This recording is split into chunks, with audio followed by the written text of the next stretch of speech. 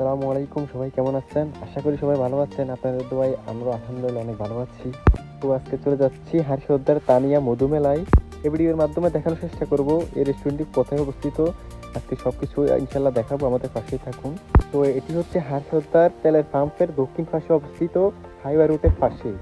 অনেকে চিনে, আবার যারা চিনে না তাদের জন্য এই ভিডিওর মাধ্যমে খুবই সহজ হয়ে যাবে। আসার জন্য আসবেন, ঘুরে যাবেন। আসলে ঘুরলে মানুষের মন মানসিকতা ভালো থাকে। সত্যি বলতে এই রেস্টুরেন্টটি অনেক সুন্দর লাগে, মাশাআল্লাহ অনেক সুন্দরভাবে তারা করেছে, জাঁকজমকভাবে করেছে।